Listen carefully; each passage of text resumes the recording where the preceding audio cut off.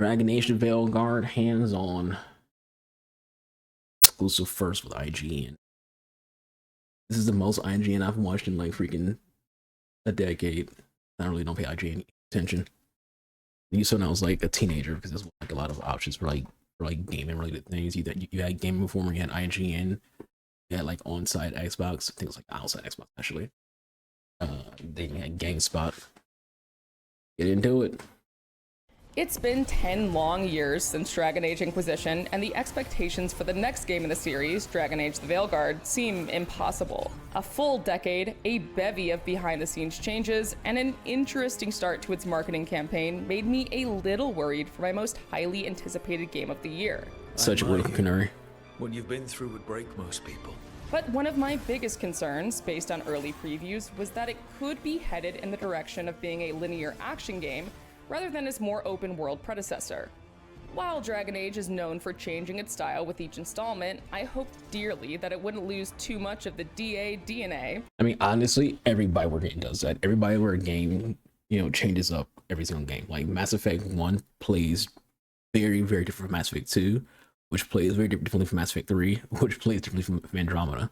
Like that's always like a Bioware thing where every, sequel kind of just gets like reinvented when it comes to how combat freaking works and with how the game works. So even Dragon Age Origins is kind of more I don't want to say turn-based, but like tap targeting freaking like action, and then Dragon Age 2 is way more just hack and slash generic and like Elder Scrolls hack and slash kind of like style game where kind of like a lot going on.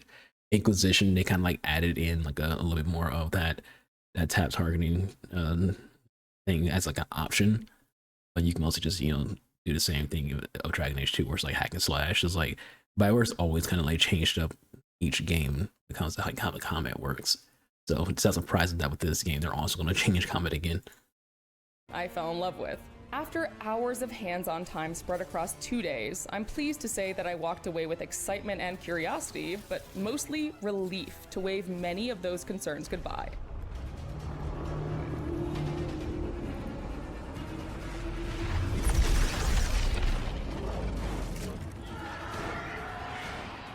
My time with the Veilguard covered a wide smattering of things, including the incredibly expansive character creator, the introductory quests, a faction mission, and a companion quest a little deeper into the game. But I was mostly pleased with my ability to just explore Northern Thedas and all its gorgeously designed glory, experiencing a setting in Dragon Age lore that we've really only heard about. I'm definitely getting like open linear vibes with this game. Think like the Star Wars Jedi Survivor, Jedi what you call it, Fallen Order, like that kind of open linear. Was like it's open world, but like it's definitely not like insane open world. Like let's say like Andromeda was very, very open. So it's not as close knit as say like Dragon Age 2, where you're basically just in Kirkwall for the majority of the freaking game, and there's like fast travels to like other locations, then you're back in Kirkwall. Like it won't be like that freaking naked, but I definitely feel like it's more open linear than open world. To be clear, the Veilguard isn't the open-world playground that Inquisition was. As game director Corinne Bush has previously stated, it's more mission-based. But what impressed me after the first few hours was how much exploration Which, by the way, can still be. From like a game design standpoint, making this choice on how the game is going to be when it comes to like being open linear versus open world, that allows for the developers to make the game more tight knit and allows for them to actually like have the game be polished. Because when you have a game that's open world, you're stretching your like the code, you're stretching the engine, you're stretching your resources and your assets when it comes to the game world. So this allows the game to be a little bit more detailed when it comes to like just everything, look at more detail, because you play around more with the graphics and with the fidelity and things like that a little bit more when you have like an open linear game versus open world. So that'll also be like the outfits, like you'll be way more detail in the design of like the weapons and design of the outfits because of that as well. Like you like this bow looks lit. It might want to look as good if it was an open world game because the assets would be so stretched so far to where like you might look this bow design look a little more muddied out and blurry. Be done in the various regions, as well as the impact the player character, Rook, can have on those regions. And there we go. Easy. Wow, isn't that something?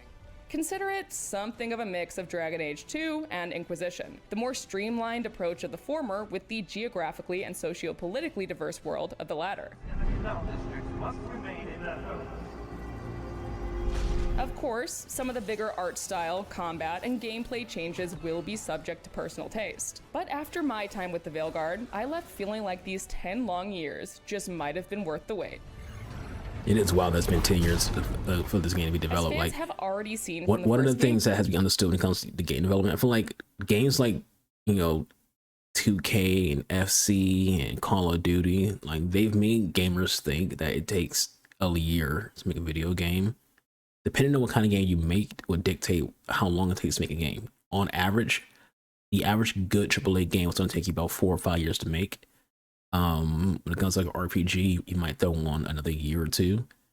So this game's been in development since like what, I don't want to say 2012. What was like 2014? I think 2014 was the year Inquisition came out. They probably started development like when it comes to like pre-production, maybe like a few months after Inquisition. You know, get the developers a break and whatnot. So it's been developing for a while. I had one of my videos that I did for like IGN stuff. Someone had commented that the game looks outdated, and he said it looks 5 years old. It's like, well, it's been in development for 10 years, so it's not gonna freaking look like it was. It's like it's running on freaking 50-90 or some shit like that. Like, yeah, it's going to look like a game that's been in development for like the last 10 years. There's nothing wrong with that. Like, it's a weird comment to make. But generally, like I said, it takes a long time to make a video game. It takes even longer time to make a good video game. It takes even longer time to make a good video game that's polished. So hopefully, you know, the time they spend with this game equals that. You know, it won't be running rough when it comes out. But yeah, it takes a long time to make a video game. Gameplay trailer, players are dropped right into the city of Minrathous in the middle of the action as Solus prepares a ritual that will devastate Thetis. Luckily, our old friend Varric has recruited you to help, and it barely takes a couple of minutes for the game to put the focus on Rook.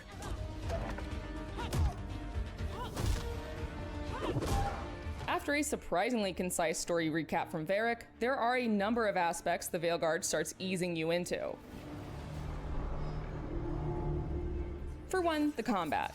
Gone are the days of Dragon Age Origins' more CRPG-inspired tactical system, offering a style that's a mix of quick action and a mechanic where you can pause and pull up your radial menu. While this absolutely does take some getting used to, and it'll be a gradual process to create what could be a highly customized build while learning all your companions' different abilities, it didn't take me long to actually start having fun with it.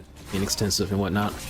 I largely played mage and rogue builds during my hands-on time, and also quickly started to lean on certain companions' abilities. For one, the mage healing ability was essential.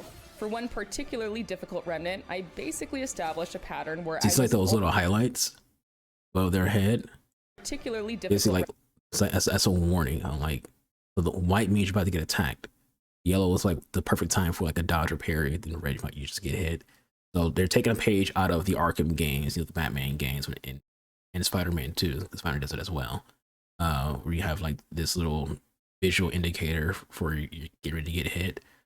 If this game plays in a similar way when it comes to this combat, it's like those kind of games that can make the combat very, very fun, but also more engaging to people who aren't Dragon Age fans.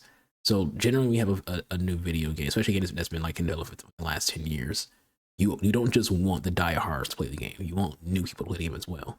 Diehards are going to play the game anyway. It's like, no matter what, if you're a fan of Dragon Age, who played Dragon Age Origins, Dragon Age 2, and Dragon Age, if you watch the animated little mini series and movie, you read the comics, you already are going to play this game. Like, they don't have to sell you the game because they know you're going to freaking play it. People who are new, though, they're going to want to freaking look at this game and have fun, and they see this kind of style of combat. It's like, oh, it's reminds me of freaking Spider-Man. It reminds me of Arkham. I'm interested now. Like, that style of combat is going to just draw in new players.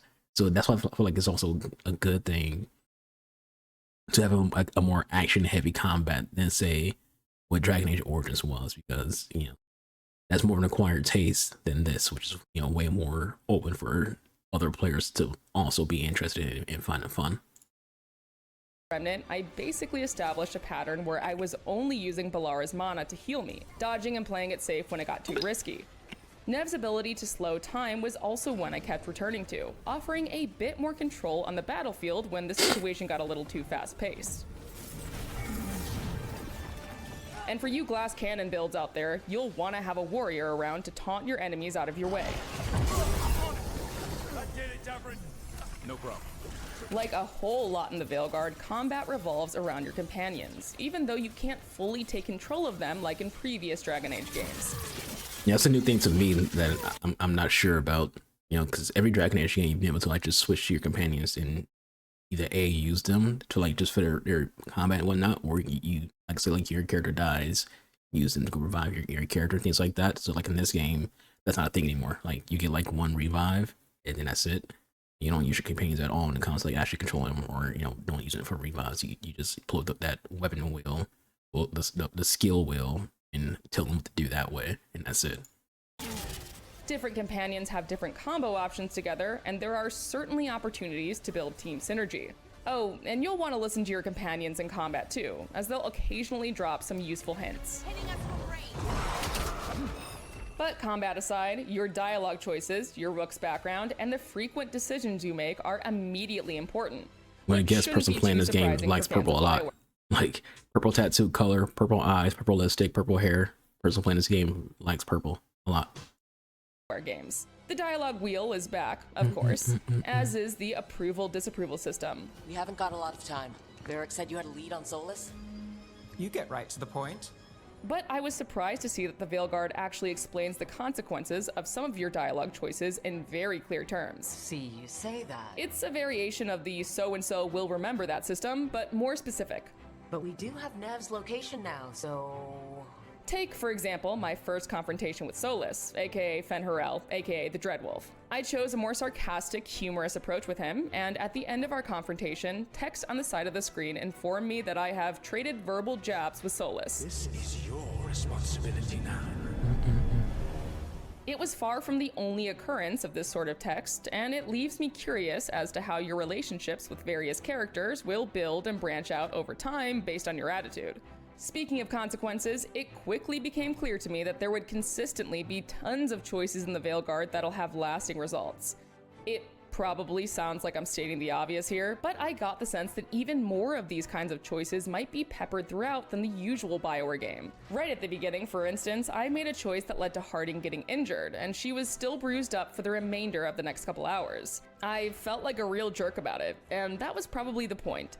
Dragon Age The Veilguard seemed to be telling me, right from the start, that I'm going No, they're taking a bigger stance on consequence. BioWare games have always had choice matter stuff. The consequences are always kind of like not felt as big of a deal, at least when it comes to your companions. When it comes to like the world, yeah, there's always like the consequences. But for like companions, it wasn't like once it's the Inquisition, you know, it was easier for like companions to dislike you.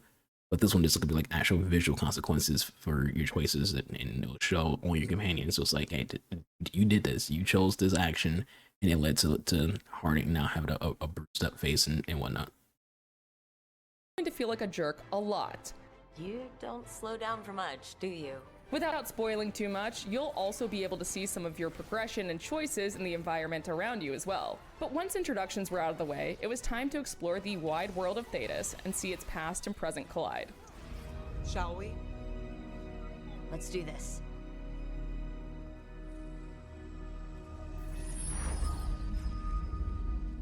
As mentioned earlier, one of my biggest worries was that the Veilguard could end up being more linear in its approach, trading branching gameplay for a straight line. And sure, the opening hours, essentially the tutorial zone, are a little railroady, save for a couple key decisions you have to make. But once you're past that and more established within Act 1, you're much more free to tackle quests as you please as you unlock more and more regions. You do this via the Crossroads. For those of you who aren't brushed up on your Dragon Age lore, that's a nexus between the waking world of Thedas and the metaphysical realm of the Fade, through which the ancient elves would travel through magical mirrors called Alluvians. You now use the Alluvians for that same purpose, and to unlock new regions, you have to fight through certain areas of the Crossroads before you can start fast traveling to them. Unlocking said regions opens up a vast network of areas, and not unlike past Dragon Age games, they're dramatically different from one another. As the gods champion passed freely, so will you. Take, for example, the Arlethan Forest, a gorgeous, colorful region that mixes greenery with elven magic. You can see nugs burrow into the grass, magical artifacts abound, and there's a vast array of nature to simply admire. You're hit with a massive tone shift, however, when you head to Hossberg. Lavendel Village. Whatever happened here looks like Demeter's Crossing. Currently under siege by the Blight, here is where you'll see some of the more horror-inspired aesthetics, and frankly, just some of the grosser aspects of the Blight. While the Veilguard's tone certainly leans more high fantasy in places like the Crossroads, don't worry. Those who miss the gore and dark fantasy of Origins will find that too in places where the Blight has spread.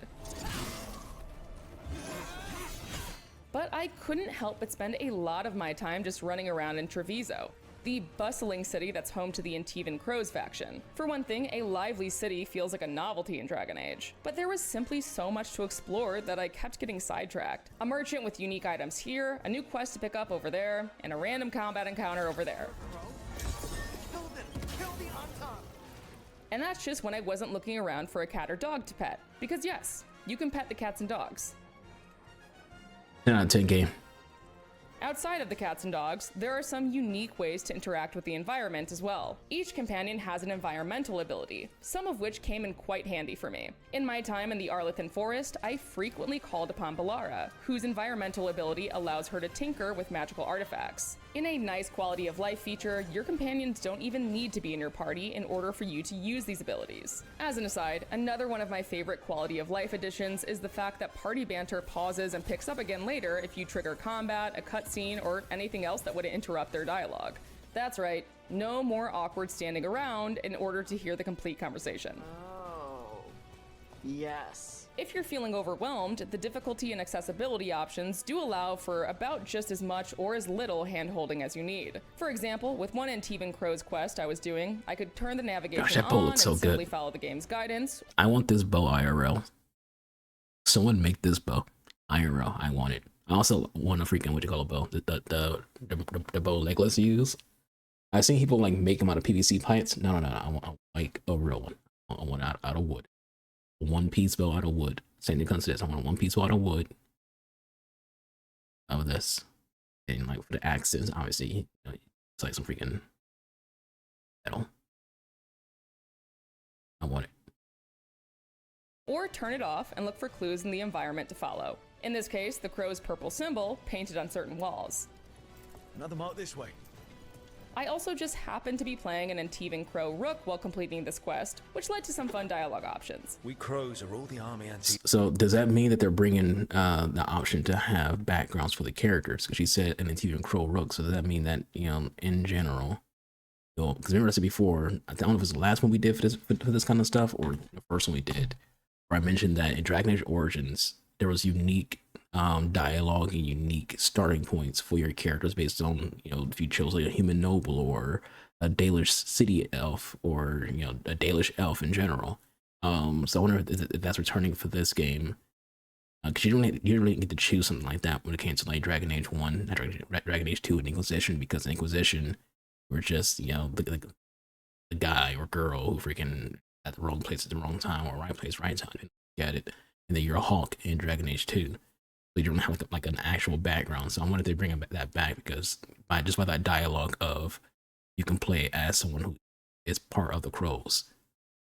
Be nice if they did. I'm assuming they did. But it's not like we can feel the garrison.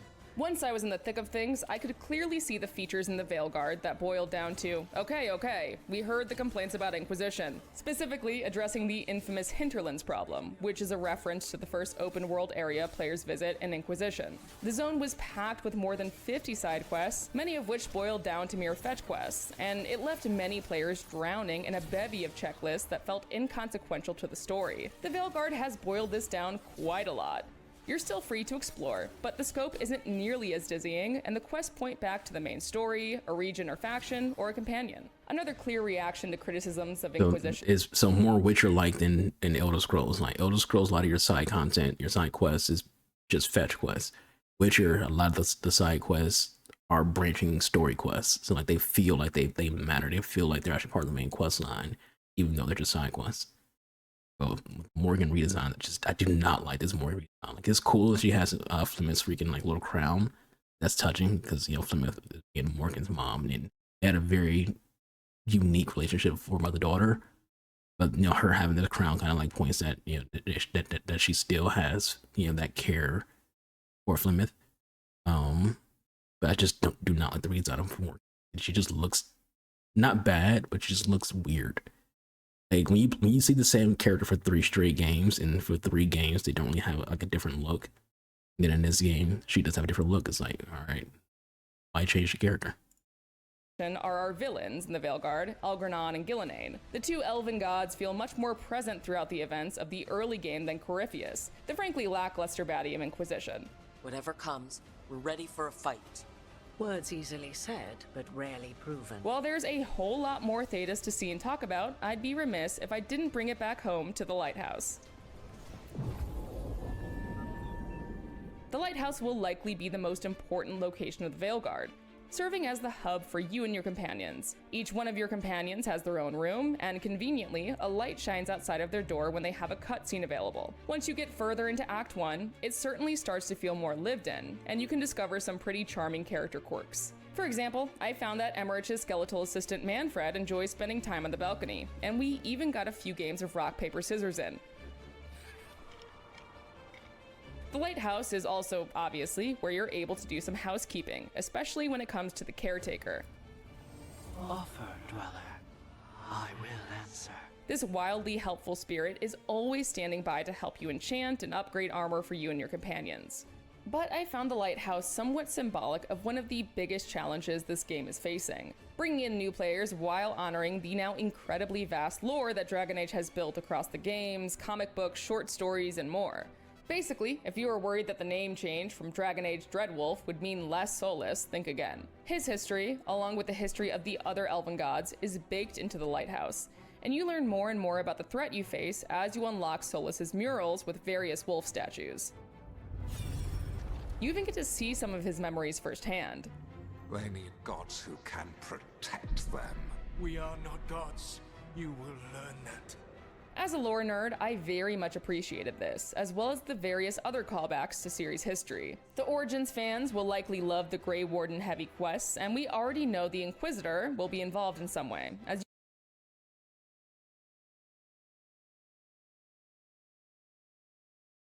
Why she gotta attack me like that? Why she gotta point that out? She ain't gotta bring up that there's some of us out there who are massive Grey Warden individuals who will always enjoy any Grey Warden content. You can left that out. You have to mention the Grey Wardens. Like let us enjoy our Grey Warden content. We love our Grey Wardens. They're the best faction in the franchise. Like, just let us enjoy our Grey Wardens, and that's it. You ain't gotta mention anything else. You can recreate them and select your world states in the character creator. But I do wonder if it'll overwhelm new players, which BioWare certainly seems to be courting with its action-heavy combat system. That does confirm that bringing back world states. After this video, I'll show you people who don't play Dragon Age games what a lot of stuff is. Why it helps, at least, to have something of an outsider like Rook to take the helm of the Veilguard. Plus, the scrappiness of Rook reminded me a bit of playing as Hawke in Dragon Age 2, rather than the more Chosen One-esque protagonists of the Warden in Origins and the Inquisitor in Inquisition. In short, a lot's changed in Dragon Age The Veilguard, but there was so much I was relieved to see stay. The focus on companions and romance, the rich lore, and a gorgeous world to explore. It goes without saying that there's still a ton of the Veilguard that I haven't seen, especially if it's as big as Origins and Inquisition, and it certainly seems like it. But after finishing my preview, I found myself even more eager to dive into it, and much more hopeful that this could be the hit BioWare needs. Nice.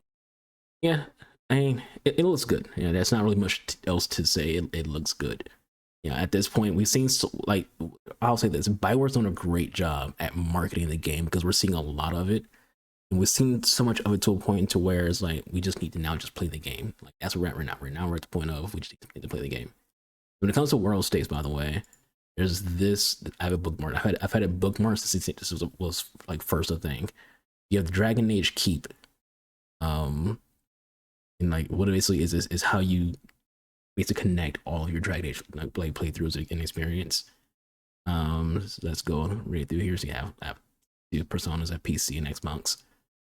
So you go in, and basically you don't even have to have played, like if you're someone who hasn't played them in all the games in a long time and you don't really want to like go back to them.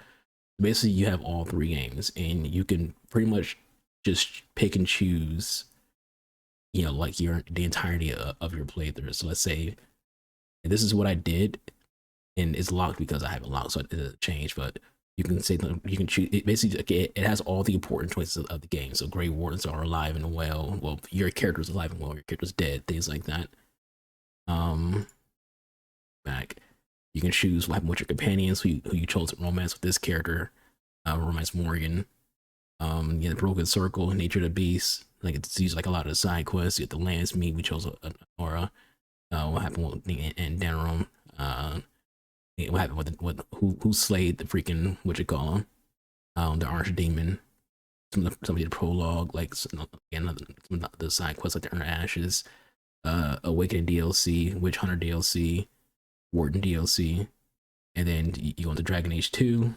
It's, again, essentially the same thing. Like it all this does is like it allows you to like cherry pick choices that you made throughout the games, you know, who you romance, things like that, what happened in each act, and it's all just tied to you know, your world state. So let's say you play Inquisition, so you can go in Inquisition, you can scroll down to load world state, and now load whatever you did on this website into it. So what I'm thinking is in the next one, because you mentioned world states, in Veilguard, they probably, you know, they'll probably like fine tune this website a little bit more, so you can add Inquisition into the world state, and then you be able to load Inquisition's world state into the next game.